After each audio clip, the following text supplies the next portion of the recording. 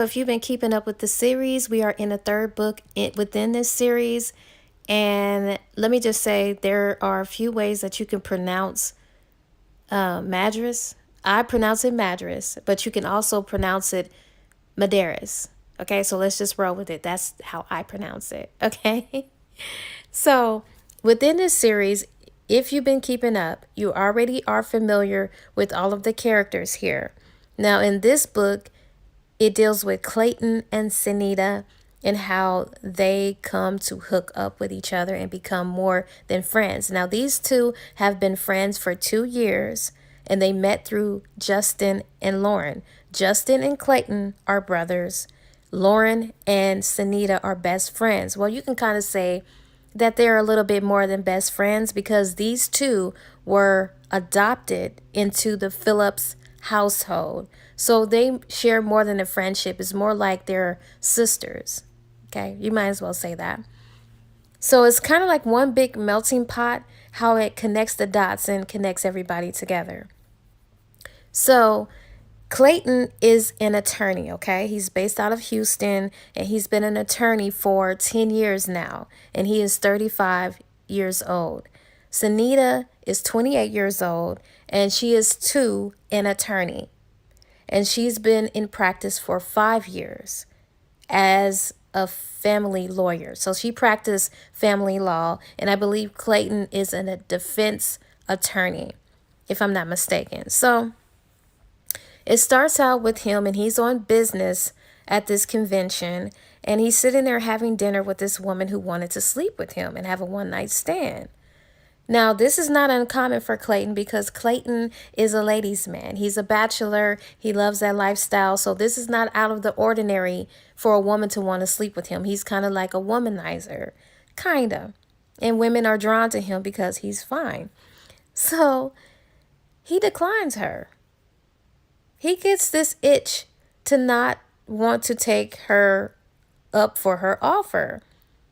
And he's surprised by this. So he later on, when he goes back to his room and he's taking a shower, he's like, okay, what is really going on with him? He's shocked at himself. And then he began to think about his brothers. He began to think about Dex and Caitlin and Justin and Lauren and how happy they are in their marriage. Now, these are his brothers he's thinking about, okay? And in the last book, Dex and Caitlin, it ends with them announcing that they are expecting another baby. Okay, so he's thinking about that, and he's thinking about Justin and Lauren and how they're happy and how they have kids. And I think Lauren is expecting another baby too, or just had delivered a baby. So he's thinking about this, and then he gets this idea that I need to settle down and I need a woman of substance and I need to start getting serious about one woman. So when he's thinking this, he was like, man, I must be really, I need to, man, this is not like me. So he calls his parents and he asks permission to use their condo in Florida for a week, just so he can get away and have a week-long vacation. Of course, they give him the permission and say that it's fine. You can go out there and you need a vacation anyway. So cool. So that's where it ends. And then it skips to Sunita. And she's kind of sitting there because she's with a client. And she's listening to this client complain and things like that about her marriage and how she wants a divorce and stuff like that. And she, I think, in a sense, practiced family law because she's thinking about her own life, how her biological father never came for her. Now, when her mother died, now, strange thing is, in this book, it's saying her mother died of a acute case of pneumonia. But in the other books, it said that her mother died of a ruptured appendix. So I don't know what happened. I don't know if the author forgot what she wrote about this character's mother. But yeah, I think this is why she practices family law, because she's thinking about just her own life and her own background. And when her mother died, Sunita was 10 years old when her mother died. And her mother died believing that her father would come back for her, but her biological father never came. So she has this hang up with men because of her father. Her father never came for her. So she really don't trust men. She don't like to depend on no one after that. It kind of like broke her heart. So she's just sitting there listening to the client, but she kind of enjoys what she does because she likes getting people out of marriages that aren't any good, and she likes helping with custody rights and all of that stuff there. And the client, she was considering getting a divorce from an abusive husband, but on the other hand, she was thinking, well, he's a well-known doctor and he's very prestigious in his practice, and he's well known and everybody knows him, and she's concerned about how that might tarnish his reputation. So she's factoring in, I don't want to lose this extravagant lifestyle and the money and the perks that comes along with being married to a doctor. So she's kind of like, she don't know. She's kind of indecisive about what she wants to do. So Sunita was like, well, I really can't advise you on what you should do, but it sounds like you are leaning more towards not filing a divorce because you're going back and forth about what you should do. And so she figures like, it's not worth it. The client began factoring up all the costs, and she figures like, it's not worth it because then what am I going to do for money and all this and that? Even though he's abusing me, I need this man. So she says, you know what, I'm sorry for wasting your time. I can't go on and do this. I can't go through with this. And so Sunita was just like, if you change your mind, you know where to find me. So she leaves. So after the client leaves, Sunita's secretary, Joanna, she knocks on the door and she stick her head in and she says, hey, I'm leaving for lunch. Is there anything you need before I leave? And Sunita was like, no, that's okay, go on. And she also says, also when you were with your client, Lauren called. And she was like, okay, thank you. And so she calls Lauren and she asks how Hawaii was, because her and Justin, they had a wonderful time in Hawaii and they went off and did their little vacation. Of course, she said it was good. We had a blast or whatever. And Lauren asked Sunita how she is. And Sunita, she was sounding a little bit disappointed. Well, she was disappointed because she just lost a case that made her think of her biological father because it was a custody case. And so Lauren picked up on her mood and she tries to cheer her up and everything. But Sunita, she just replies by saying, you know what? I need to prepare for the next client. I'll talk to you later. So Lauren, she just was concerned about Sunita. So she calls Clayton. And he was just about to leave his hotel. And she calls him and she says, hey, have you left yet? And is your flight going to make a layover in New York? And he said, yes, my flight does. Why? What's up? And she was like, well, since your flight does lay over in New York, can you do me a favor? He was like, what? She was like, will you please go check on Sunita? Because I just talked to her a few minutes ago and she's down in the dumps because she just lost an important case.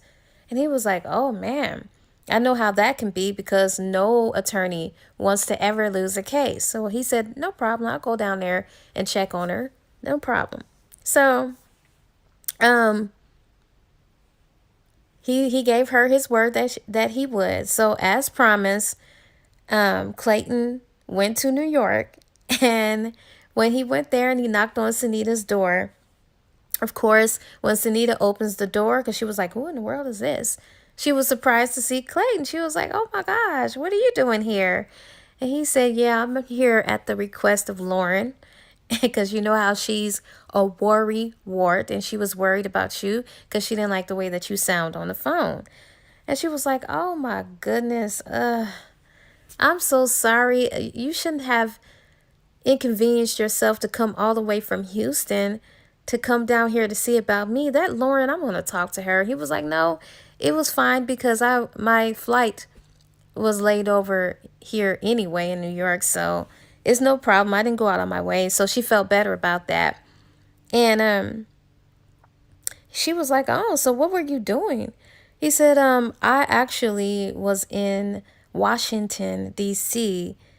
He was attending a National Bar Association convention for the past 3 days. So that's why he was close by. And she was like, okay. So she began to make small talk. She said, how are your parents? And he said that they were doing good and great and how they were headed for the mountains in Tennessee and how his baby sister, Christy, was going to go with him since she was home for summer break from her college.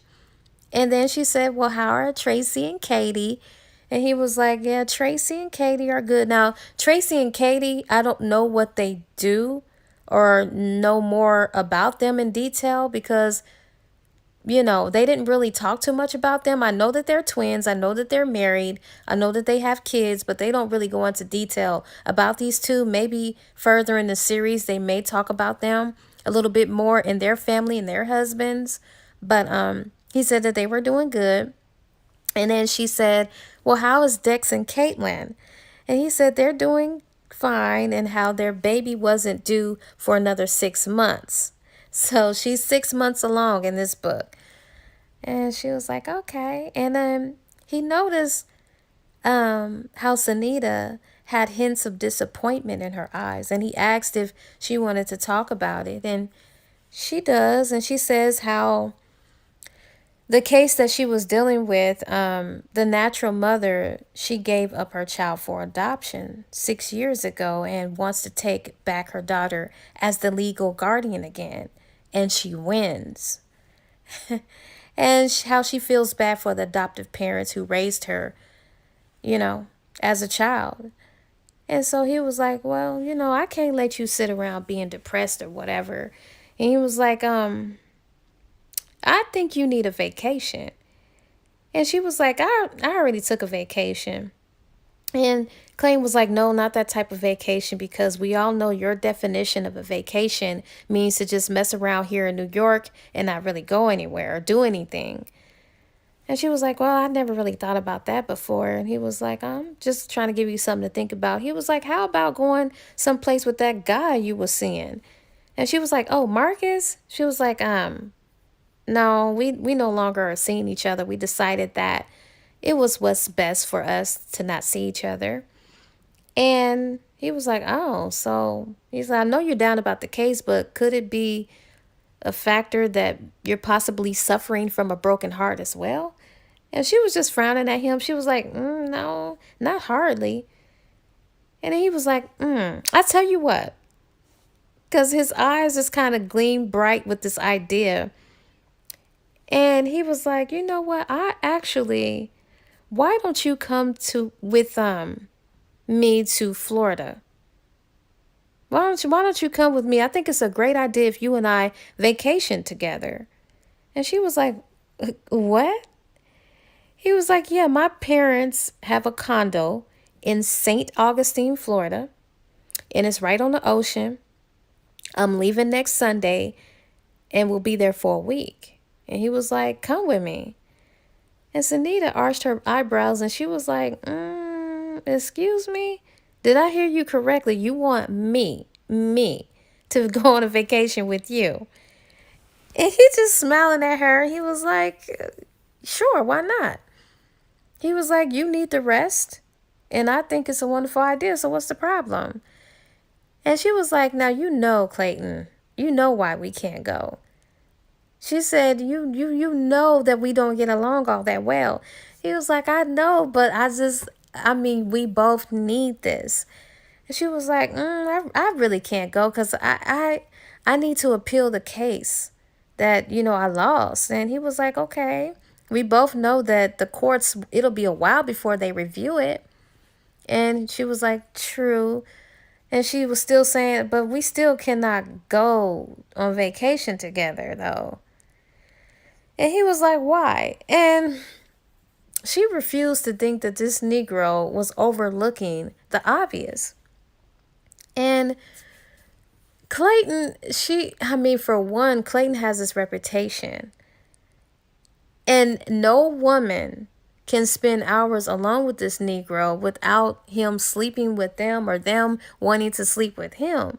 So she wanted to keep her reputation clean. She didn't want to be the next victim. Not that she was going to willingly make herself a victim, but you know how things happen when you're in close quarters. So then she just says, what will people think about them vacationing together, especially his family? And he was like, nothing. They won't think nothing. And she says mattress. Now, when she says mattress, she's trying to stand her ground. She's trying to put up a good argument. She was like, mattress. Now, come on now. You and me, we argue. We're very opinionated. We're stubborn. We're bullheaded. We can't agree on most things. We're mostly debating. We get along sometimes, but we can't be within close quarters like that without us killing each other. And he's just smiling at her because he know when she says Madras, his last name, he knows that she's pretty much fired up about something. So he was like, come on, for Pete's sake, no one will think anything. He was like, it will be fun. It will be fun. Like, come on, girl. Why are you tripping? And she was like, but okay, think about this now. It won't be any fun what if a woman wants to sleep with you, and because I'm with you and I'm there, I will feel like I'm taking that moment away. I'm spoiling things for you, whatever. What about that? Have you thought about that? He was like, listen, women are going to be off limits for the whole week. I'm just going to be there to relax, rest, relaxation, nothing more. And she was like, maybe you should go by yourself.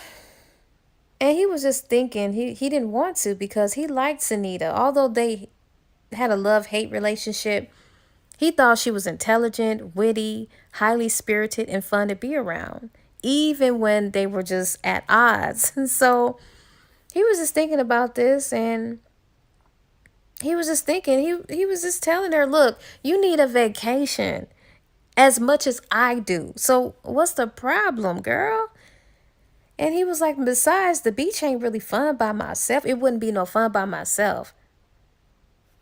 And he was like, what's wrong with us just going to relax and unwind, have a good time, just chill and do whatever we want to do when we want to do it. We need this.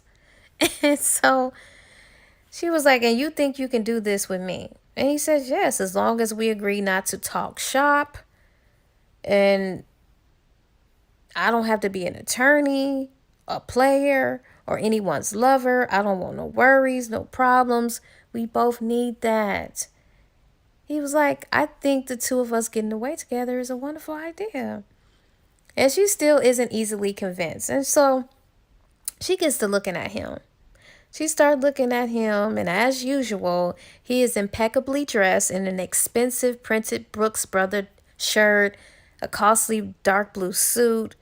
And just like his two older brothers, Clayton Madras was a good-looking man, and he possessed sharply defined features. She noticed that the first time they had met how fine he was.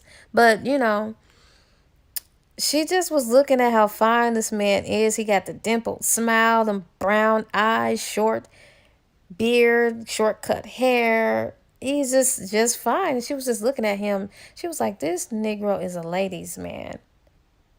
Even though she noticed how fine he was when they first met, it was no sexual attraction. She was just paying homage and giving her due respects to a good looking brother. So she just says, you know what, according to your sisters, Tracy and Katie, they told me all about your little stash of condoms you have placed everywhere all around. And he just laughed, and in his head he was thinking how he needed to remind his sisters how not to get into his business. He was just thinking this in his head. And then she says, are you sure about this? Because I hate to be a bother. And so he said, no, it won't be a bother. It won't be a problem because the condo has 2 bedrooms and 2 bathrooms. and it will be plenty of space for them, and how she can fly to Houston, and then from there they can take a direct flight to Florida. He was like, just think about all the fun we will be spending the entire week on the beach of the nation's oldest city, not to mention all the historical sites we can check out while we're there. He was like, come on, let's go for it. So she begins to smile and she says, all right, I'll go. So they're boarding the plane, right? And so Clayton, him being him, he fronted the expenses and refused to let Sunita reimburse him. And of course, Sunita, being the woman that she is and Miss Independent, she says, I can pay for my own way. And he says, no, it's my treat. And Sunita, she tried to interject and she tried to protest a little bit. And she says, I'd rather. And then Clayton just cuts her off. He was like, just cut it out. Just stop. Let's drop it. And so they take their seats, and then Sunita changes the subject and says, what did your family say about us going away on this vacation together? And Clayton says, they didn't have anything to say. Well, except for Dex. He thinks we're going to do each other in on this trip. And she was like, oh my gosh. I don't blame them because we will try to cut our heads off, but I hope not. I promise we're not going to argue. And he was like, okay. And so then it skips to, while they are on the flight, it skips to Sunita's father visiting her mother, Jan Walters. Now, her mother name is Janita, but everybody calls her Jan. And she didn't like her name, Janita, so she just changed it to Jan to shorten it. So this is Sunita's mother's grave site.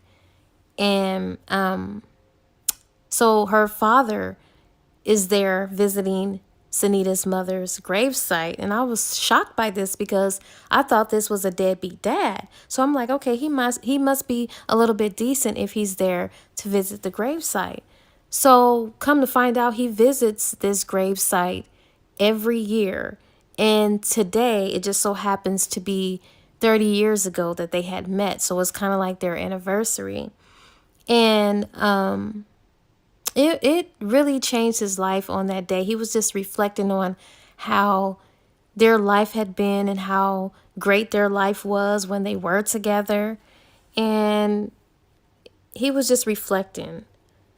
Now, what happened between them, Jan and Sunita's father, who was Centel Remington. So we're just going to call him Mr. Remington. Now, Mr. Remington owns Remington Oil, okay? Now, Remington Oil is the same place where Dex works, where he used to work before he branched off and created and started his own business. But he used to work for this man, and Dex is Clayton's brother. Okay, so you see how this is connecting dots, and this is one big melting pot.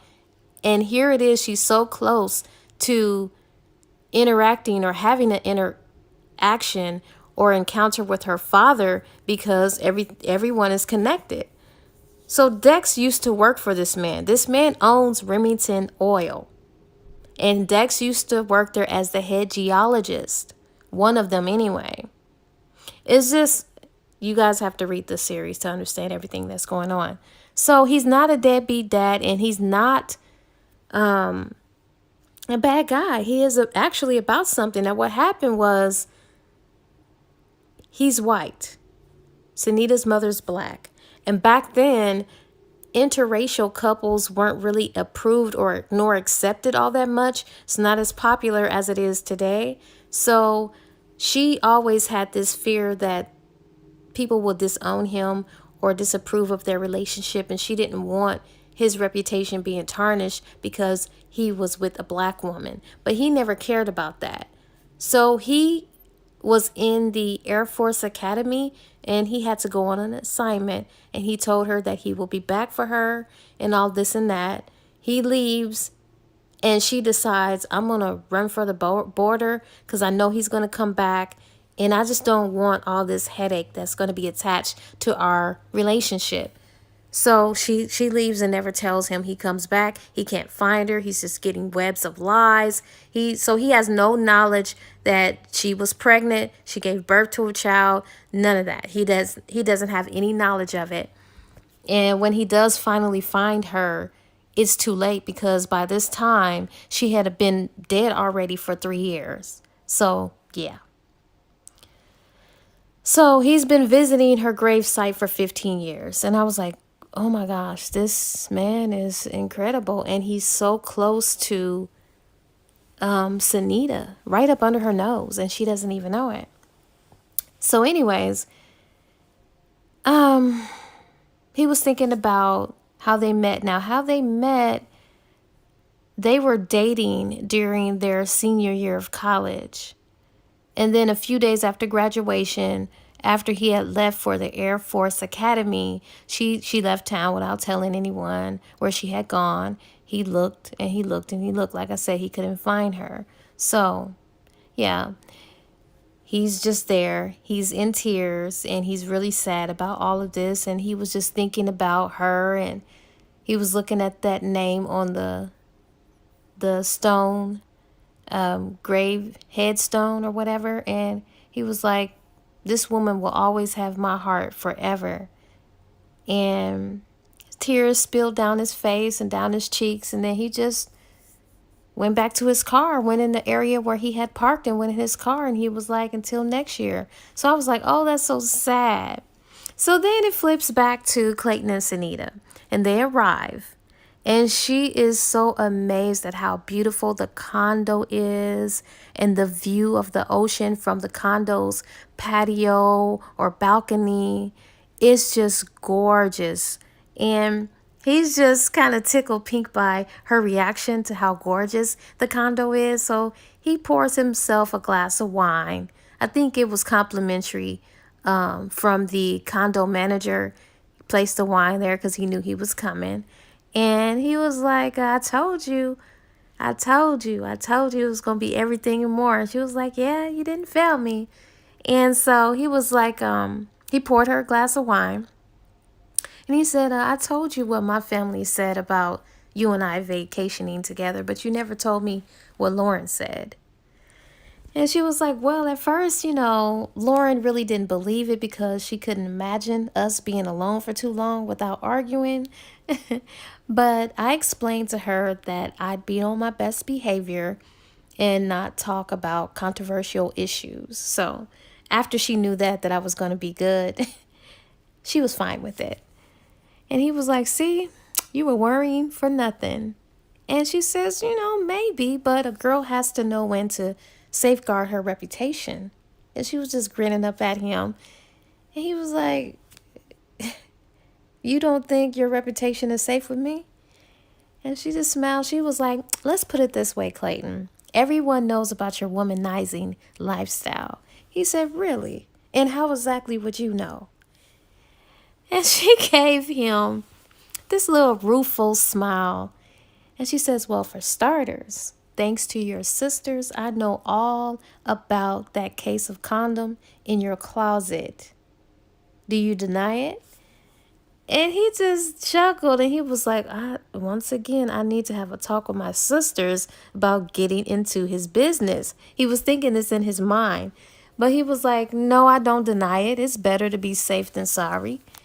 And she said, well, have you ever considered or given thought to just not doing it at all, like doing without? And he gave her a slow grin. He was like, I've been doing without for a couple of months, and I don't like it too much. And she was like, what? You? He was like, yeah. She was like, poor baby, what's going on? Like, are the women finally resisting that Clayton Madras charm? He was like, no, that's not it. It's not it. He said, but would you believe me if I said for the past couple of months that I've been having this crazy idea, totally insane idea running through my head? And she was like, what sort of crazy idea? He said, I've actually been thinking that maybe it's time for me to stop playing around and get serious with someone. And Sunita almost choked on her wine and she was like, "You got to be kidding me. I can't imagine you getting serious about any woman." And he says, "Me neither." I can't believe it either. But that's the whole reason I felt like I needed a vacation, because I needed to rid my mind of this foolish thoughts that keep running through my mind. I must be going crazy to even consider such a thing. And Sunita says she agrees. And he was like, "Well, I'm glad someone agrees, but his family begs to differ and think that he should settle down." And she shook her head. She was like, that's not the reason I agree with you. The reason I agree with you is because I totally understand completely." And she says, "Falling in love isn't for everyone. I know it's definitely not for me." And Clayton raised his eyebrow. He was like, "Really?" But he said, "I thought most women dreamed of their wedding day." And she says, "Well, I'm not like most women. I have no intention of ever falling in love." And she was just saying that in a matter-of-factly type manner. And so she just switches and asks him what held him back from getting serious with a woman. And he says, "Well, fear." She said, "Fear what?" He says, "Fear of becoming bored with the relationship. Marriage to him means forever. And he believes in till death do us part. He takes that very seriously, but he enjoys being spontaneous. He likes creativity. He likes excitement.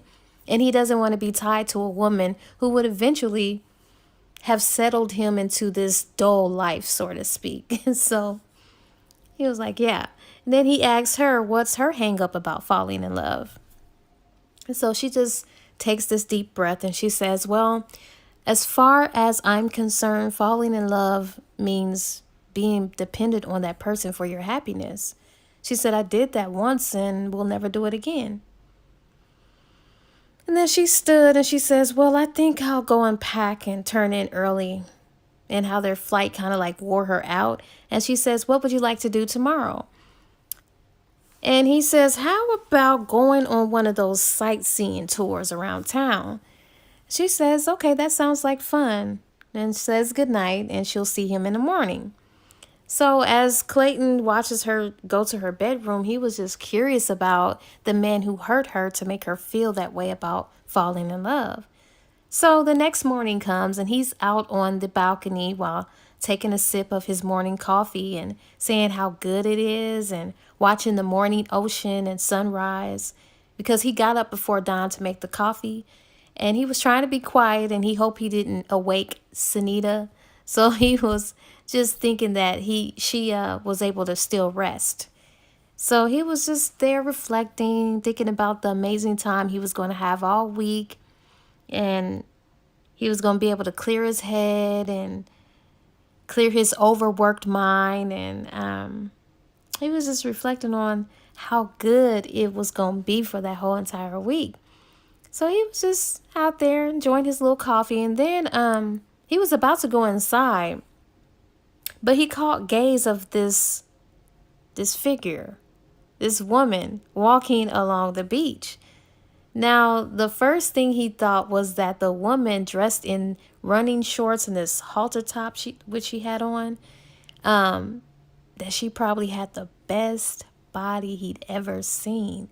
He couldn't make out the face because she had on like this big straw hat and sunglasses, but he suspected any woman with a body like that had to have a terrific face to go along with it. So he was just standing there. He was just transfixed and mesmerized as she strode along the beach. Apparently, she was looking for seashells. And so a fragment of something teased at his consciousness. And he was wondering, had he met her before somewhere? Because it was something about her walk that was familiar to him for some reason. So he momentarily closed his eyes and he was thinking in his mind, he was trying to say whether or not if his mind was playing tricks on him. But he was like, there's no way he could have ever met this woman and not remember it. So he keeps looking and he noticed her shorts and how it gave her a really nice shot of her very good looking backside. But He was trying to remind himself to concentrate on why he's there and how women are supposed to be off limits for the whole week. So he was turning to leave. But the woman, she turned and looked up in his direction and she waved. Now, he had not known that she had seen him watching her, and he definitely did not expect her to acknowledge it. So, not knowing what else to do, he just waved back. So, only after she'd taken off her sunglasses and removed her big straw hat from her head did he recognize her. The woman was Sunita. So, at this point, he's tripping. He's tripping like, oh my God, like, oh my God, here I am lusting after this woman and it's Sunita. So he can't go back. He cannot go back to seeing her how he's always seen her, which is just a friend, nothing more. And so it just gets worse. So now things are awkward. This is where a course of things change for Clayton. Now, because, I mean, can you go back from that when you've already had these lustful thoughts? Like, really? So, after he saw her up on the balcony, she suggested that they have a early morning swim before they went to breakfast together. And she was wearing the sexiest bikini he had ever seen, which was the reason why his mouth was watering, as well as the mouths of other guys who saw her. Their mouths were watering as they was gazing at her nice pair of legs, as well as her delectable breasts swelling out of the bikini top and her well-rounded hips filling out the bikini bottom. He just, oh God, at this point he felt like this feeling of possessiveness that came over him because he didn't like the idea of other men staring at her. But he tried to shake that feeling because it's like, dang, what is wrong with me? I'm tripping. Like, I don't even go with this woman. So it's time for them to go on their sightseeing tour like they said they would do for today. And so he kept noticing how all these other guys are staring at her. And he's pointing this out to Sunita. And Sunita was like, what are you talking about? Boy, please, nobody's paying attention to me. Like, you're imagining things. And she starts laughing. And she said, well, but then again, I guess you would know, being an expert in womanizing and all. And Clayton, I'm sorry, he frowned because he don't think this is funny, because now his feelings are starting to change about this woman. And he was like, that's not funny, Sunita. And she was like, yes, it is. She said, men have been girl watching for years. And she was like, would you stop being so uptight? What's wrong with you? I've noticed since this morning you've been kind of, oh no. And he was like, he was drifting off into his thoughts. Like, he was just in his thoughts again. And he was like, oh gosh, I was doing this morning. And why can't I shake this possessiveness, this possessive nature that I have right now? And he thought he shook it off earlier, but it was coming back again. And so as he was thinking this, Anita interrupts him again. She was like, what's wrong with you? And then he says, nothing's wrong with me. And then he places his hand on the small of her back. And he says, by the way, where's the rest of your outfit? And she said, what's wrong with my outfit? And then he says, there's not too much to it. That's what's wrong with it. And Sunita says, that's the idea, Clayton. This is Florida. It gets too hot for a lot of clothes. The fewer, the better. So Clayton is pissed off. He was like, well, I'm sorry you feel that way. And so Sunita, she raised her eyebrow and she says, why? And then he replied and he says, well, I'm going to be spending all day and all of my time trying to keep these men around here in line. And so she just ignored him. And so they keep sightseeing.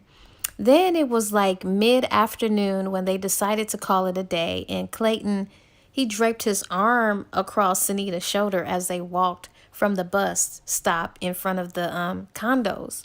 So When they get to the door, as he's, trying to find the key or whatnot, um, she turned to him and she faced him and she says how she can't believe all the sights they saw for today and how it is so much to do and see, and how she can't believe how architecturally grand the buildings are and how simply amazing they are. And he tried to pretend to be just as amazed, but he was bothered by what she had on for the whole day, and how caught how she was catching all this attention from all these male strangers, and even pissed that she didn't take notice to it. But you know he was just trying to just be happy for her. And so they reach inside the condo, and Sunita asks him, well, where do you want to go for dinner? And he says,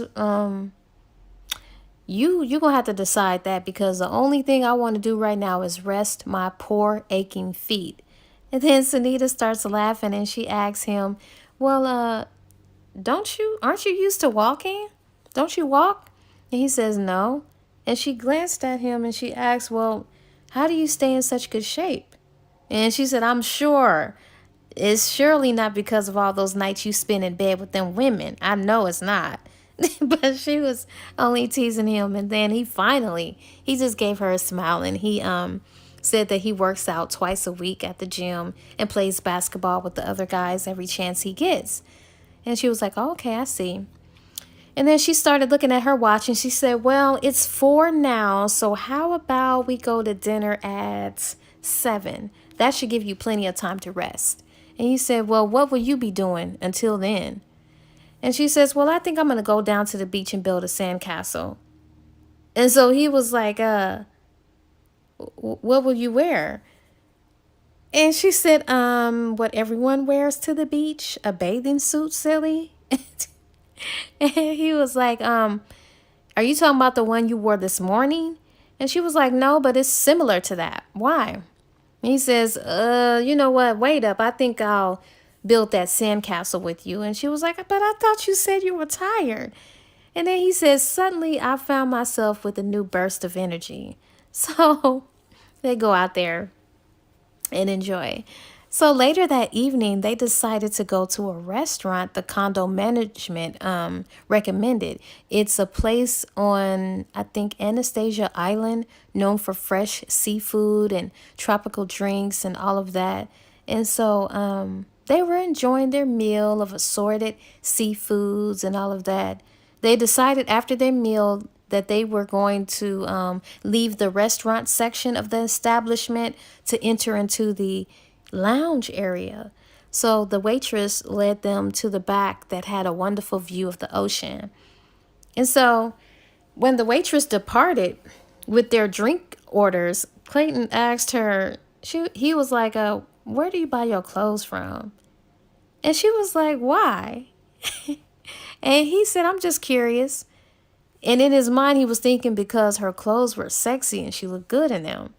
And so she says, I buy things from a number of places, and how she doesn't shop at one particular place, which reminded her, she was like, that reminds me, I need to get something for the kids. And when she says kids, it's Clayton's nieces and nephews, who always call her Aunt Nita.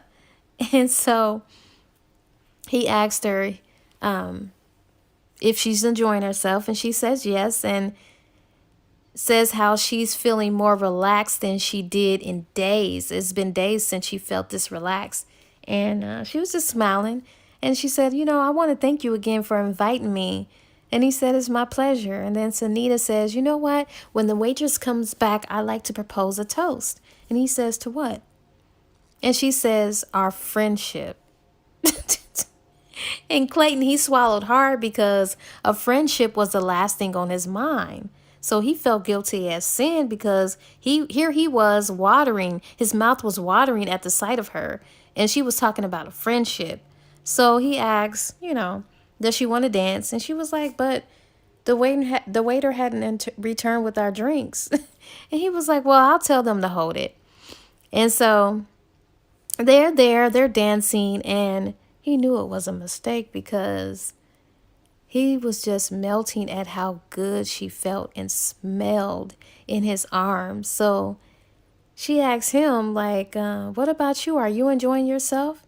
And he looks down at her and says, yes. And she said, are you sure? And he says, positively, and pulls her closer. And they just dance in silence. And he was so engrossed in the feel of having her in his arms that at first he didn't notice the tap on his shoulder. So when he finally did, he turned and looked into the face of the man he noticed eyeing Sunita when they had first entered the lounge. And the man says, may I cut in this deep southern accent? And Clayton says, no, you can't. And the man says, why not?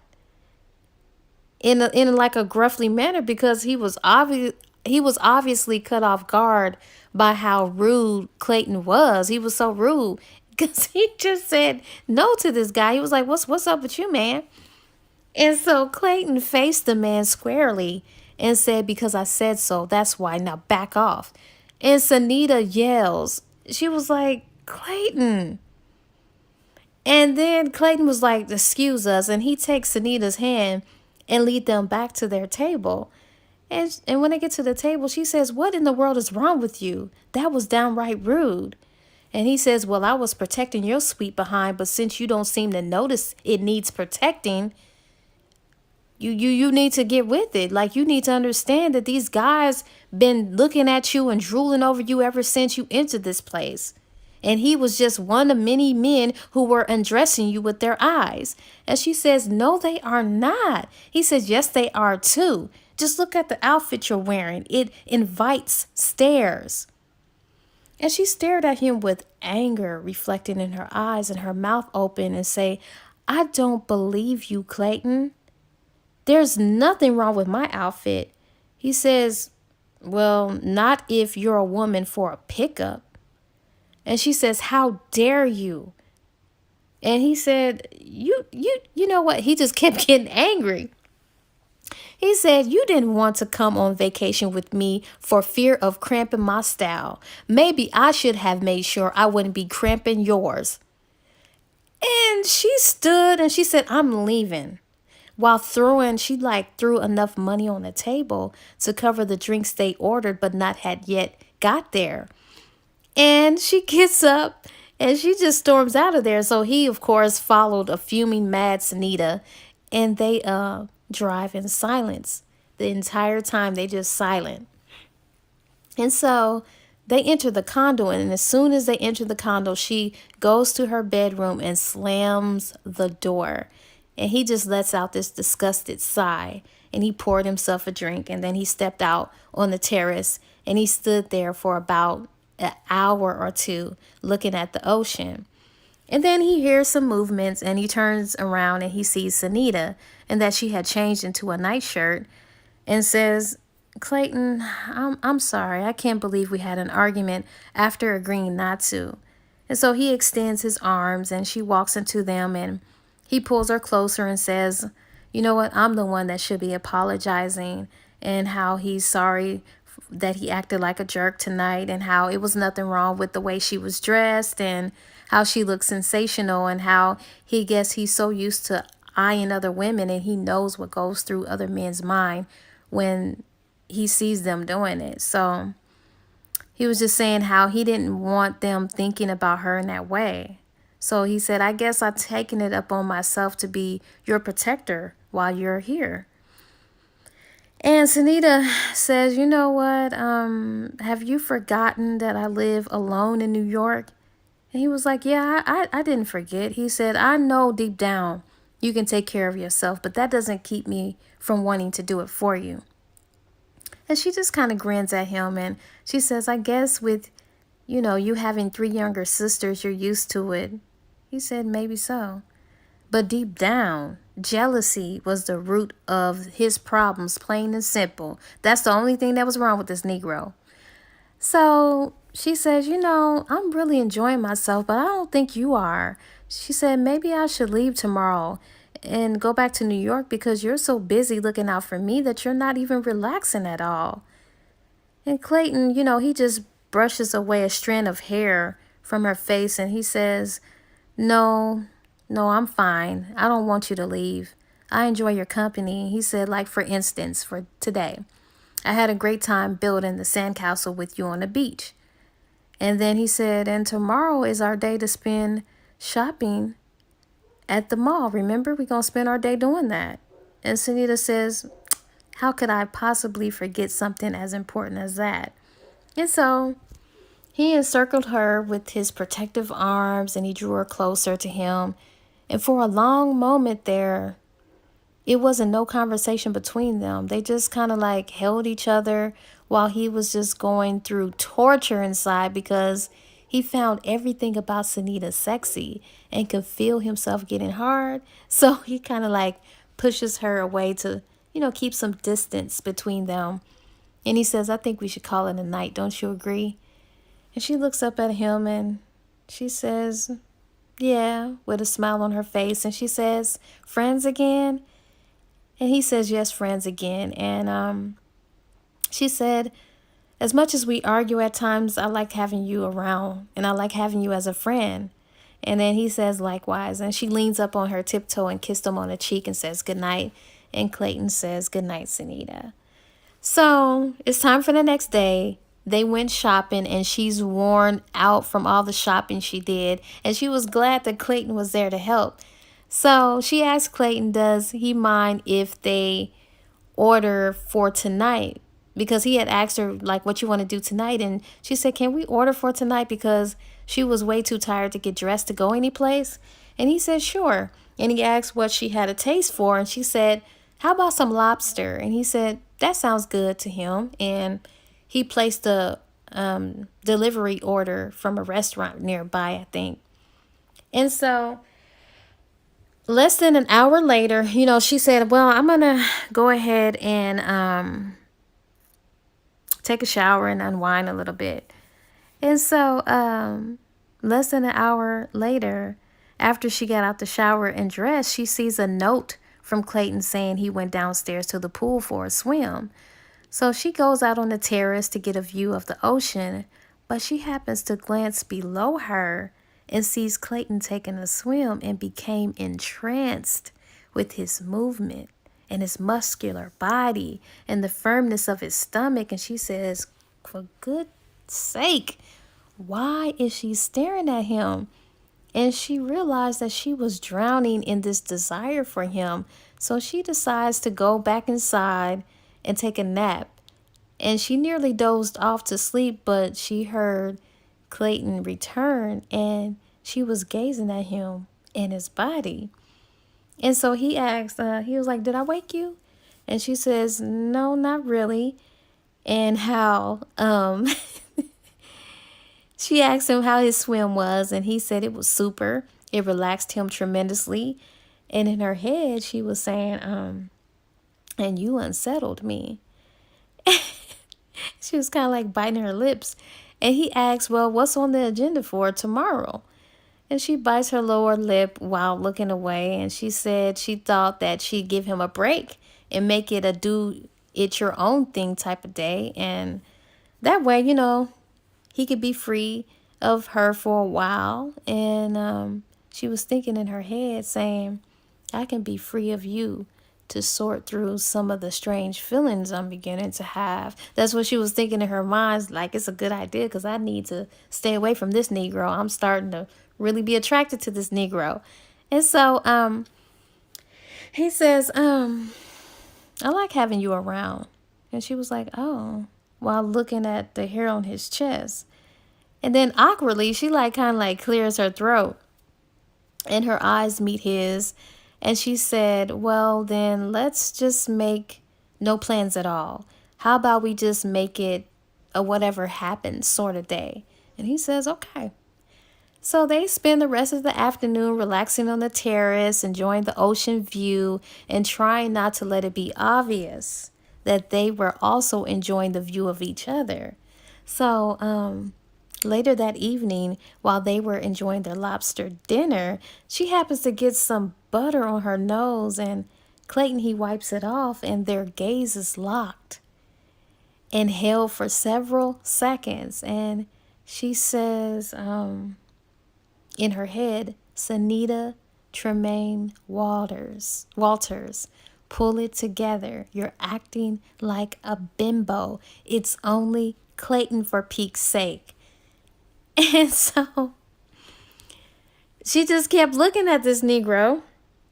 And so I don't know how they stopped looking at each other, but anyways, he happened to be looking at the entertainment brochure, and it was a cruise to travel around Anastasia Island called River Ship Romance, which was obviously for lovers, but he felt like she might not want to go or whatever, but he asked anyway, just to test the water. And he could tell that she was kind of hesitant because it's a lover's ship. And she was like, that name, though, it's going to be kind of awkward because we're not lovers. And then he was like, you know what, we can do something else. But she can kind of tell that he really wanted to go.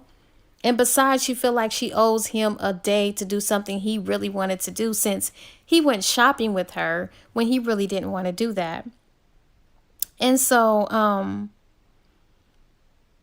she says, okay, I will go. I'll go. And he said, you sure? And she was like, yes, I'm sure. So he made the reservations. And then after he makes the reservations, she said, I think I will retire early because it was a tiring day for her and she needed to catch up on some sleep. And he says, okay. And then he told her, I'll see you in the morning. And then she says, not too early, though. She said, and if I happen to wake up late, you go ahead and go have breakfast without me and I'll grab something later. And then she says goodnight, and then she hurried off into the bedroom.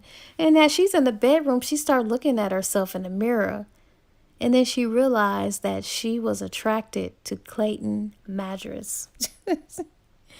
So the next morning, because she was thinking about this nigga all night, like she was attracted to him and she just went to sleep thinking about him.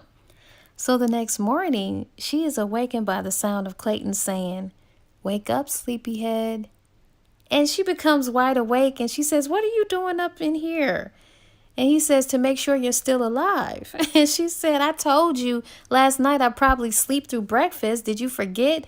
He was like, no, I didn't forget. I just didn't think you meant you would also sleep through lunch. She said, lunch? What time is it? And he says, it's around 1:30. She said, 1:30? I didn't mean to sleep that late. He said, you must have been really tired. And she says, yes, she was, but she didn't think that she would sleep that late. And then besides, she was thinking in her head, I was up most of the night thinking about you. But she didn't say that. So she said, well, I need to get dressed. And he said, just pretend that I'm not even here. And she said, fat chance, Clayton Madras. And he laughed hard. And he says, I had a feeling you would say that. So he gets up. He says, okay, Miss Walters, I will give you to dress in peace. But if you're not ready, in 20 minutes, I'm coming back for you. And so she was like, whatever. And let's see what happens next. So she gets up, she gets dressed, and it's time to go on the boat.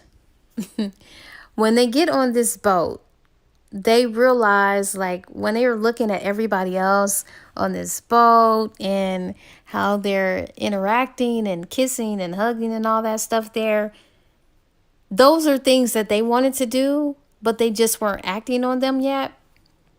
And so when they dance on this ship and they're looking at the beautiful scenery and all this and that, something happens. Sparks were flying.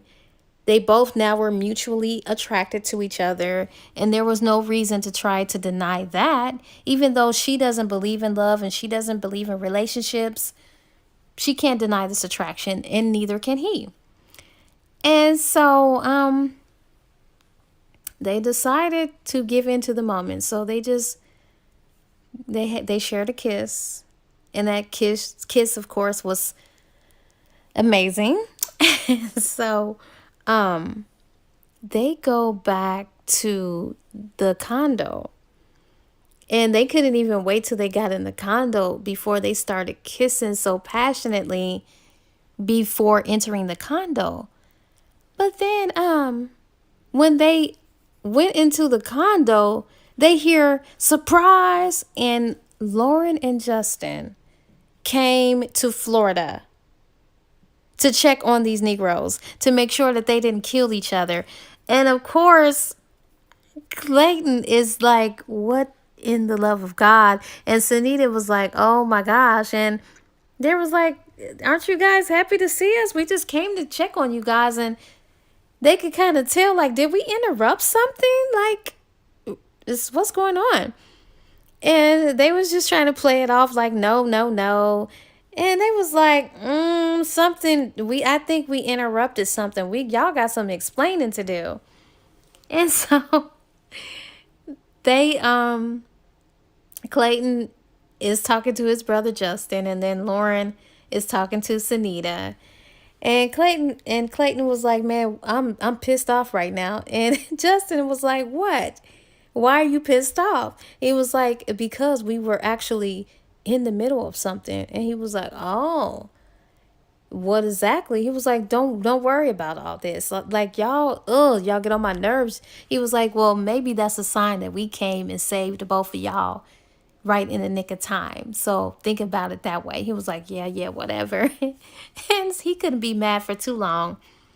And so, of course, Lauren wanted to talk to Sunita or whatever. And she was like, girl, what is going on? I feel like I walked in on something. What were y'all doing? She was like, nothing. We were just hanging out. We had a good time. We shared a kiss. And she was like, shared a kiss? She was like, yes, that's it. And she was just beginning to get suspicious about her friend. She didn't know for definite if there was something there, but she was kind of like feeling like something could be there. So later that night, Lauren begins to talk to Justin. And she said, man, Justin, you need to talk to your brother, because you know how your brother Clayton is. He's a womanizer and he has all these women. You need to talk to him. And I'm worried about Sunita hooking up with Clayton. And Justin was like, sweetheart, stay out of it. They're grown. It's none of our business. Stay out of it. What you need to be concentrating on right now is your man right here and what we need to be doing. So she was like, I'm only concerned. He was like, stay out of it. We gonna stay out of it. So she was like, okay, whatever. So the next day, of course, Clayton just wants to pick up that moment again. But since Justin and Lauren are there, they have to hang with them. So Lauren and Sunita decided that they want to spend their day shopping. And then, of course, Justin and Clayton decided, I forgot what they decided. I think they just wanted to just hang around the condo and swim and all the other stuff like that. And so Justin did talk to his brother Clayton. He was like, man, what's up? What's up between y'all? What are you doing? Because Lauren is kind of worried about you hooking up with Sunita. And he was like, nothing, I'm not thinking about sex. It's not just sex I'm interested in. I've actually been thinking about maybe it's time for me to settle down and all this and that. But he said, don't say anything to anybody, but I'm kind of liking her. He was like, are you serious? And he was like, yeah, I'm kind of liking it.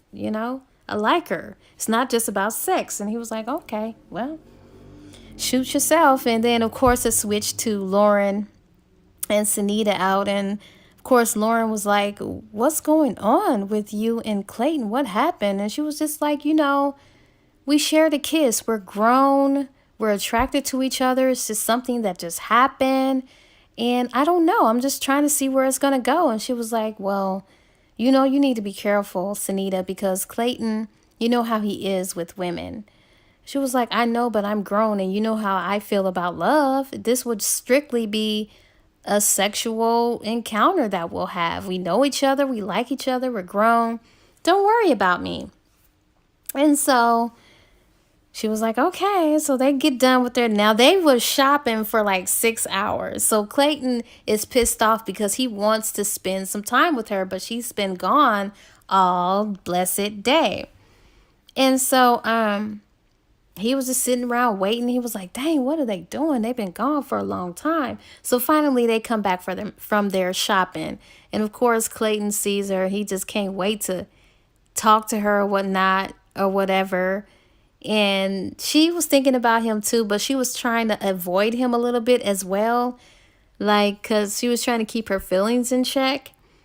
And so as they come back, of course, he wanted to go back there and he talked to her. He was like, I hope you don't think that what we did earlier today by sharing that kiss was a mistake. I hope you haven't changed since talking to Lauren, because I know Lauren probably tried to talk you out of, us being intimate. And she was like, yeah, a little bit. And he was like, I don't want that to be over. He said, it still stands. I don't want that to be over. I want us to pick up where we left off as soon as they leave. And she was about to, I think they did share a kiss, but then her phone rung and she got a phone call. And it was a client asking her to come back to New York because it was important. And she was like, I got to cut this trip short. I have to go back because they need me. It's an emergency back in New York with the client. And this client is really special to me. It's a special case. So I'm going to have to cut the visit short, this vacation short. He was like, oh, man. And she was like, but no. I want you to stay. Enjoy the last 3 days you have left at the condo. Don't ruin your plans because I'm leaving. He was like, dang. So he said, well, when you get back to New York, I want us to continue. She was like, I'll think about it. I'll think about it. And he just had promise me we gonna pick back up when you get back to New York. And she was like, okay. So she leaves, and I think Lauren and Justin, they leave as well. So Clayton is left at the condo by himself, and he's just thinking of how much he missed her and how it feels so different with her not being there. He can't really enjoy it that much because it's just him. And, he just kept thinking about her the whole time.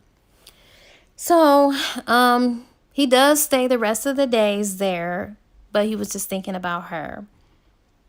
And so now it's time for him to get back to Houston, and as promised, he took a trip to New York to finish what they started. And he's there and she's with it and they kissing and everything like that. And she tells him, listen, there's something that you should know before we become intimate. And he was like, what's up? And she said, I'm actually a virgin. And he started looking at her like she was crazy. Like, what? Like, you? No.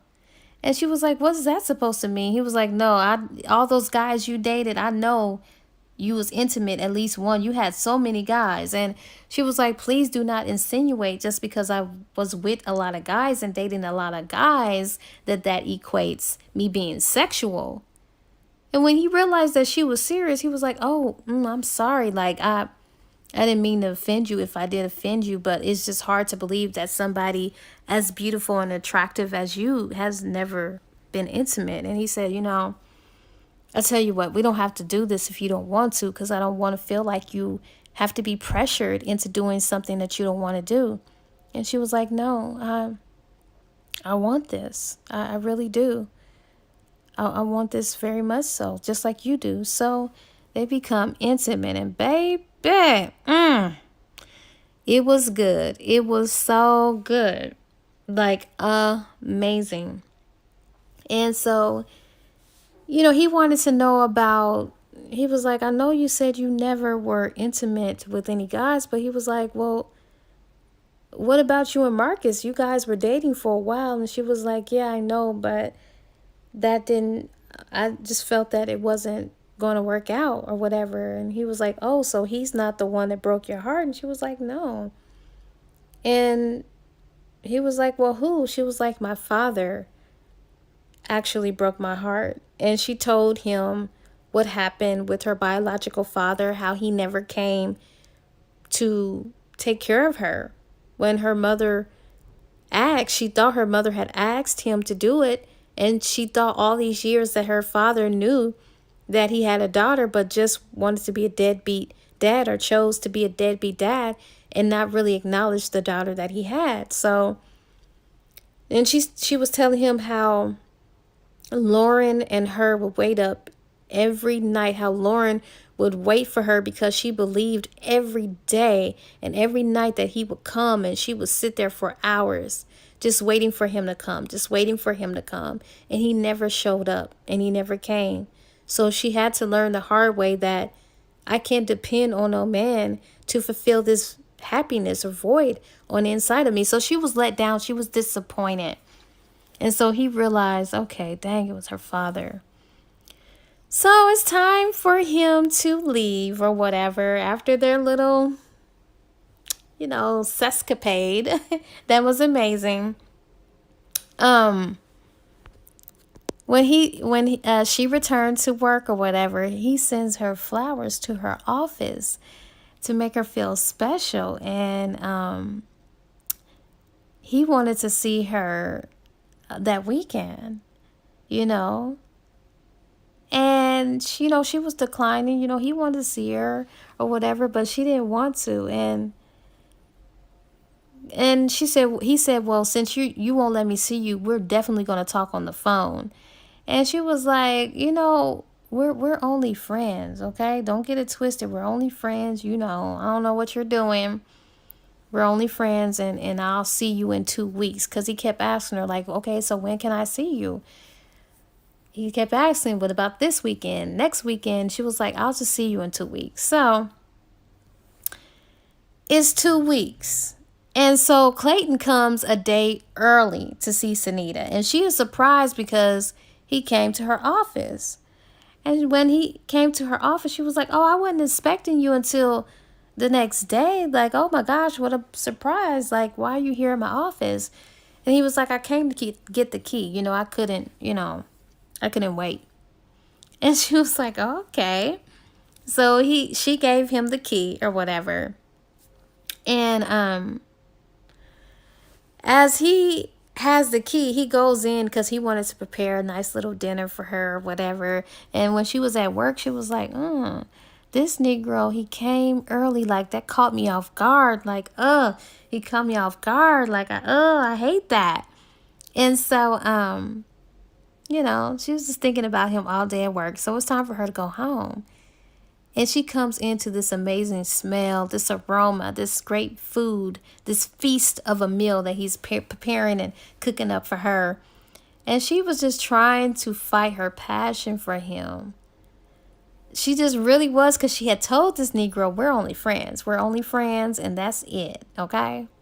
And so he was just trying to test the waters. He was just trying to test the waters to call her bluff to see if she really meant that. Because she said, we're just friends and that's going to be that. And yeah, whatever. So he was just calling her bluff. And so he teased her a little bit by kissing her. Because he wanted to see if she was serious about being friends. And she did. He was about to kiss her, and then he stops. Because he wanted to give her something to think about. And he wanted her to be the one that was on his begging call, because whenever they are intimate, it's on her terms, okay? So he wanted to make her feel like, the next time they're going to be intimate again, it's not going to be on her terms, but it's going to be on his. So, he was just trying to teach her a lesson that I can teach you, girl. I can teach you. And so he said he wanted to make an offer to her. And she was like, well, what offer?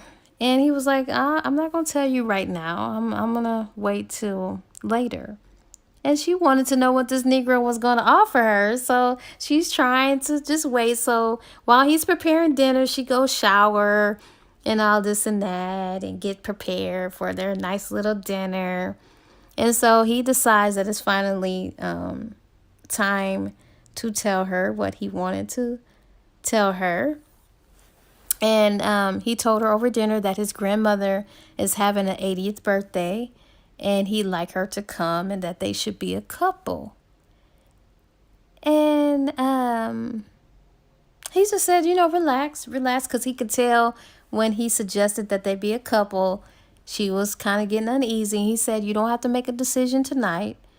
And she was like, okay. And he said, you know what? I think I'm going to go for a walk. And she was like, a walk around New York. This is not your neck of the woods. This is my neck of the woods. And he said, I know, but I need to go for a walk. Because he wanted to give her time to have some time to herself to think about what he was proposing and offering and asking of her. So when this Negro is gone like 3 hours, it turned out that he was gone for 3 hours. She started panicking in between that time. She was like, I don't know if this Negro got hit. I don't know what he's doing. Where is he at? How come he's not back yet? He's been gone too long. And with her simmering these emotions and feelings, she's realizing, well, dang, maybe I do care about him more than I thought. Maybe it's more than a friendship that I thought we could have. Maybe it's more. It's more than a friendship. It's not just a friendship. And so when he gets back, she got mad. She was highly pissed off. So, and she lets this be known, and he was like, okay. He said, I'm sorry. I just went to walk, and I decided to play an arcade game, and that's it. And he was like, so I take it you had time to think about what I asked you. And she said, okay, yes. I decided that, being romantic lovers is fine. We can be together exclusively, but under certain conditions. And he was like, excuse me? And she was like, yeah, like if either one of us wanted to get out of the relationship, they are free without any questions asked. And also, they cannot tell anyone in his family that they are in a relationship and to keep it a secret. So he's not too happy about this. He was like, why do you want to keep our relationship a secret? And she was like, I just don't want anybody knowing about us. I don't want to hear what anyone has to say and all this stuff here. And so he's pissed off about this, but he's trying to give her time to adjust to the situation. He don't want her to feel pressure, even though he don't want to go along with it. And he would prefer everybody knows that they are an item, a couple dating exclusively. He's trying to abide by her rules and respect her and not make a big deal out of it. He don't like it. He hates it. But hey, at least he has her, And so it's time for them to go to this event, okay? And they're at this event, and Sunita and Clayton, they had to pretend there's nothing between them.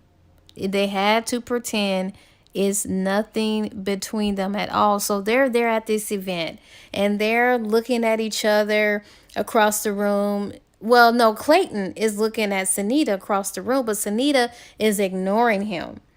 And she's got all these guys parading around her.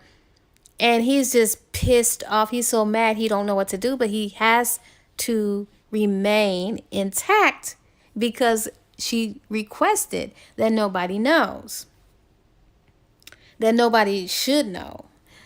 And so Dex and Justin were there. And they could tell that their brother Clayton was fuming mad, and they was like, man, what's up with you? Like, you seem a little bit angry, like you in a bad mood. He was like, whatever, nah, I'm just tripping. He was like, yeah, I see you eyeing Sunita or whatever. And he was like, no, not really, And he was just trying to act like it wasn't no problem. Until this neurosurgeon, he was interested in Sunita. He came over there. He started talking to the brothers or whatever. And then he started saying, man, who is that woman over there? ooh, she is so fine. And they was like, yeah, she's a nice looking woman. Oh, that's Sunita Walters. And he was like, can you tell me a little bit about her? And then of course Clayton is pissed off, and he said, you know what, man, you might want to hold off on dating her because she just lost like 200 pounds. So, and you know, when a doctor hears how he was just trying to make it seem like she was not really as attractive as he was believing she was, he was like, yeah, she just lost 200 pounds. You should have saw her beforehand. And she did one of those weight loss diets, and you know how those ain't no good. And then he was like, and then those eyes you think you see, them are contacts. Because her eye color is like this sea green eye color. And he was like, oh, those are contacts? He was like, yeah, those are contacts. And then he said, you can forget about her hair. That ain't her real hair color. Because she has like this honey blonde hair color. And he's like, that's not her hair either. He's like, no, it's not her color. And that's weave. And he was like, So he said, I tell you what, who will be a great sister for you to hook up with. Now, actually, he hooked up this neurosurgeon with his money hungry cousin. And so he was like, yeah, you and her, she would be a better fit. And so he's like, thanks, man, for looking out for me. And so Dex and Justin was like, man, what you did, that was nasty. I ain't got nothing to do with that. That right there was petty, real petty. He was like, man, whatever. And so Clayton is watching Sunita get all this attention all night long from all these guys. So he decided, you know what, that's enough. I can't stand it no more. So he went over there and he asked Sunita to dance. And she was like, what are you doing? He was like, nobody will take notice. And so she dances with him. But she was so glad to be in his arms and feel the heat and all this and that. He said, I want to see you later. I want to see you later. And she was like, I don't know. What if we get caught or whatever? And he was like, we won't. I want to see you later. And she was like, okay. And so Dex, he could pick up on these two attractions. He was like, wait a minute. My brother Clayton, he's in love with Sunita, because he could see the look he had on his face when he was dancing with Sunita. And not only, now Justin, he didn't take notice to it, but Dex knew. And then their mother, Marilyn, when she was looking at them, she picked it up too. She was like, that's different, because they danced many of times, but nobody ever thought or suspected anything. But there was like something is between them. So anyways, later that evening, they hook up and they share this passionate love making. Oh gosh, he was taking his frustrations out on her in the love making, not in a forceful, hurtful way, but he was just letting her know that he means business or whatever. And it was just on and popping. And so that's over with or whatever. They get back to everything that they normally did, like their daily routine. And they started seeing each other. They started seeing each other every other week, and they was visiting each other. And then in between the times that they wouldn't see each other, he would send flowers and all this and that. So this is a long time. So it speeds up to them. And they actually it's been 5 months that they've been together in a relationship. And one particular night while they were together, Clayton says he loves her. And he felt that they should no longer keep it a secret, their relationship. And he wanted everybody to know that they were together, but she says, no, like, why would you say something dumb like you love me? Like, you don't even know that you love me. You don't even know what love is. Like, why would you say that? And he's just cracking by her words, because this is the first time he ever fell in love with any woman. This was the first time he fell hard, like for real. And here this woman was rejecting him and doubting him and questioning his love for her. But she was just afraid. That's all it was. She was just really afraid of love. She was afraid of him because of what her father did to her. So she rejects him and she says, "You know what? It's over. Because you're talking about love, and we told each other we're not going to do love, and you brought love in this and you messed everything up. We had a good thing going. I just think it's best that it's over. We're over. I don't want to see you anymore." And he is so heartbroken, like his pride is crushed because this woman, now here he is, he poured his heart out to this woman. He told her how he felt. He was tired of keeping their relationship a secret because it's been 5 months. So he felt like he was more than patient with this woman about keeping it a secret. Now he wanted the world to know that we are together. And she just rejected him. And so he left her place, and he just went down through there. He was so mad, sick, disappointed, heartbroken, lovesick, everything under the sun. But she needed to deal with some things that was going on with her. So during that time, she took time to get over the past hurt of her biological father. And she came to terms with that. And then she came to terms with her mother's death because she never visited her mother's gravesite. Never. Because she wasn't ready to let it go. And she said the only way she would visit the gravesite is when she was ready to let go.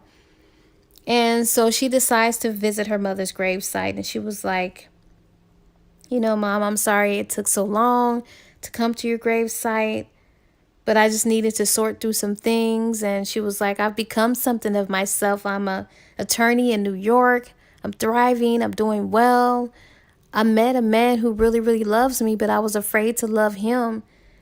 But I'm not afraid anymore." And she said, "I'm going to tell Clayton that I love him, and I wish you could have met him because he's an amazing man. And it's okay that my father, he never came. And it's okay that he never came." And she was like, "I love you and watch over me." And so now she decides it's time to tell this man that she loves him because she's ready. Because she's ready to admit to this man that she loves him. Now they had stopped talking for 2 months. She broke up with him and they were separated for 2 months. So she's ready now to admit that she's in love with him because she can't avoid him forever. Because even though they've been broken up or whatever, she still goes to family functions or whatever. So it's inevitable for them to like bump into each other and meet. So it's time for some type of family function. I forget what was going on. I believe it was somebody's birthday or something like that. Or they was just having family night. Yeah, they was having family night. And everyone noticed Sunita's mood and Clayton's mood. Because when they were around each other, their mood just changed. And people was picking up like, what's going on? What is going on?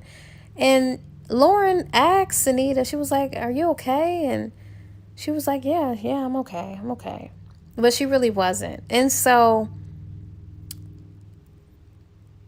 Clayton's mother went to talk to Clayton. She was like, you're what's wrong with you, son? Like, your attitude is horrible. He said, "I just want to go. I want to leave. I'm leaving. I don't want to be at this family function. I'm tired." And so he leaves and goes off. So Clayton's mother, Miss Madras, she notices Sunita as well. And she was like, "Okay, I'm going to talk to her." So she says, "Sunita, how about you have a walk with me?" And Sunita was like, "Okay." So they're taking this walk or whatever, and they're just walking. And she said, "I want to share something with you." And she was like, "Okay." She was like, "There's something you should know about Madras men." She was like, "Okay." She said, "One thing about them, they don't take too easily to their pride being broken." She was like, oh, okay. She said, I know from experience. She said, you won't believe this, but me and Clayton's father, we started out pretty rocky. Actually, she was working at the same establishment as him. And when you work at the same establishment with someone, you're not supposed to be dating them. And how Mr. Madras was interested in her, but she was not really interested in him because they worked together. And besides, she just didn't want to date him. And so what he does, he has her transferred to another establishment that was going to be way out of the way. It was like 2 hours away, and she had to make that 2 hour commute drive, and she was really angry with him. But he did that because he wanted to date her, and he wasn't going to take no for an answer. So she does the unimaginable, unthinkable, most nasty thing in the world to get him to leave her alone. She files for sexual harassment and says that he's sexually harassing me. But lucky for him, he had people who actually knew him on a personal level and knew that that was a bunch of bullcrap. But he was angry with her. He was so angry with her, and she was remorseful and she was sorry. To make a long story short, she dropped the charges, and it took a while for him to forgive her. And he did. He finally forgave her, and they went out with each other. But she said that was really hard. I was trying to be stubborn. I was trying to be stiff-necked and hard-headed and bullheaded. And I was trying to fight love. I was just afraid. And I realized that it wasn't worth doing something like that, especially when there's something there, there's love there. And she says, I wonder why you're telling me this. She said, look, Sunita, I know that you and Clayton love each other. And she says, yes, I do love your son, but I was afraid, but I'm not anymore. And I came here to tell him that I love him, but he wouldn't talk to me. I tried talking to him. He wouldn't talk to me, and he was being very cold towards me, which he was, because when she came there, she tried to speak to him and told him that she needed to talk to him. He was like, about what? You know, it's obvious I can't get what I want. You don't want me, and you don't want anybody to know. So what do you want to talk about? And he was just real rude and nasty. So she didn't get a chance to confess her love for him. And so she was like, I tried, but he wouldn't hear me out. And she said, I figured that was what was going on between you two. She said, listen, I'm going to give you my car keys. I want you to go, and I want you and Clayton to come back together in a better mood. And she was like, you're a great girl, Sunita, and we won't judge you for being with our son. You're another addition of the family. We love you. I don't know why you felt like you had to hide and pretend that y'all were an item. It was very obvious. She said, I've been knew this the day that y'all were dancing at that family event or gathering or function. I knew it then. I didn't know of it before, but I knew in that moment from the way that you guys were looking at each other. She said, go get my son, and I want y'all to come back in a better mood. And she was like, thank you so much, and I'm really glad that you approve of me and our relationship. And she was like, no problem. So she goes to this nigga's house. She goes to Clayton's house, and she knocks on the door, and he's standing there looking at her angry. He was like, what do you want? She was like, I need to come in and talk to you. And he lets her in or whatever. And she says, look, I know that I pushed you away, but I was afraid. I was afraid because of what my father did. And I just realized, Clayton, I love you. I'm in love with you, and I want to be with you. And that's why I came here. I just needed time. I needed time to figure things out or whatever. And he was like, okay. I love you too. I'm glad that you finally came to your senses. And he asked her to marry him. And she was like, what? He's like, yeah, marry me. So he proposed to her, and they're engaged now. He said that he had a surprise for her, somewhere he wanted to take her for their little engagement celebratory little gift. And she was like, okay, great. So when they found out that Mr. Remington was her father, they ended up finding out because he hired a private investigator to find out who her father was before she broke up with him. And when he discovered that it was Mr. Remington, his brother's old boss, he was like, this is crazy. So he just scheduled a meeting to meet up with him, and they went and told Mr. Remington who his daughter was. He was shocked. He, of course, wanted to meet her, and Clayton set everything up. So he did this before she broke up with him. So they're engaged. They go back as an engaged couple to the family gathering, and everyone is so proud and happy and excited for them. And so they go off to Sunita's father's home. Now she is totally oblivious. She don't know where they're going. She always wanted to meet Mr. Remington, but she never had a chance to meet him. He's been to so many gatherings and functions that they all went to, but they never initially met. So she's like, oh, this is a beautiful mansion. He's very wealthy, rich. He's a white guy, of course. And they go up there and she meets him, and she said, like, when she saw him and she met him, he had the warmest smile. And it was something about his eyes that seemed not like he was looking at her in like a creepy way to want to get with her, but she said it was something warm about him. So she already felt this attachment to him and how nice he was. And he was just trying to play it off like he didn't know that this was his daughter, but he knew it was his daughter. And and he began to tell the story. And she was like, well, tell me a little bit about you. I know that you've never been married. And he was like, yeah, that's right. I've never married. I did have the love of my life, but she died a long time ago of a acute case of pneumonia. And she was like, that's interesting. And she was like, well, do you have any kids? He was like, yes, I just discovered I had a daughter, and I didn't know that. And she was like, oh, wow. Well, have you met her? And he was like, no, not yet, but I plan to meet her this weekend. And she was like, oh, that's great. I can't wait to meet her too.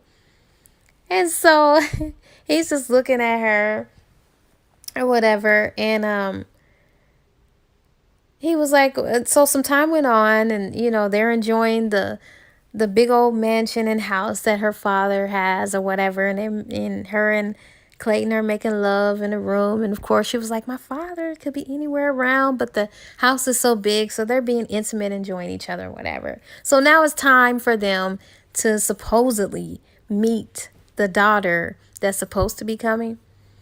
And so she notices that the senator and Remington come back in because they're really good friends. And she was like, I wonder why the senator is here and everything like that. And Clayton is just with her, and they sit down. And she was like, oh, wow. So the senator came to meet the daughter. And he was like, yes. And he sat down and he was like, now I want to tell you about my daughter. And she was like, okay. He was like, when my daughter was 10 years old, her mother died of an acute case of pneumonia. And when her mother died, this little girl thought that her father was going to come for her, but he never came. And then she started like, oh my God, what's going on? Oh my God. And she needs to know that her father never knew that she existed because the mother ran away because of our relationship. I'm white, she's black. And she was like, oh my God, no, he's not going to say that I'm his daughter. And sure enough, he was like, this girl has the beautiful sea green eyes, just like her father. And she began to look at him, and she was like, oh gosh, we do have the same eyes. And she's very beautiful. And he was just basically just breaking everything down, describing her. And then he finally said, I'm your father. And she just lost it. Like, she didn't know what to say, but she was so it was just a mixture of feelings, like, oh my gosh. And yeah, when she was like, yeah, she has an amazing fiance by the name of Clayton, and she was just, oh my God, it was so beautiful. And so during the course of this time, while Clayton and Sunita are engaged, she has her father, and they begin to spend a lot of time together to catch up. I mean, she said it's not going to be an overnight type thing, but I'm willing to work on our relationship and try to gain some trust and love for each other and all of that good stuff there. So they spend about maybe 6 months together getting to know each other and things like that, just being reacquainted and stuff like that. And Clayton, he's happy for her, but he's not really spending that much time with her, but he's letting her have that. That's her dad. I mean, he's getting some time with her, but she's really investing time in him to get to know him. So it's time for the wedding day, and he's acting a fool on the wedding day because he hadn't seen his wife his fiance, finna-be wife, in a long time because she was spending all this time with her father, getting acquainted with her father. And so you're not supposed to see the bride before the wedding, but he had to see her. He hadn't seen her in a while. So he was acting a nut, banging on the door, asking to see her. And she was like, Clayton, what is wrong with you? He was like, nothing. I needed to see you. I haven't seen you in so long. I just had to see you before we walk down the aisles just to make sure that you're okay. She said, yes, I'm okay. They share a kiss, and then it's time for them to get married. And of course, Sunita's father walked her down to the altar and gives her to Clayton. And he promised, of course, to take care of his daughter and to love her and all that good stuff there. They share their vows and they become married, and they just live happily ever after. So this was a great story. I really enjoyed it. And I can't wait to see what else happens in the other series with all these other people the next story I believe is going to be about Corinthians and this other guy named Trevor. I don't know, but this was this long, long, long, long book review. I hope you guys enjoyed it, and there's more to come. All right, guys. Bye-bye.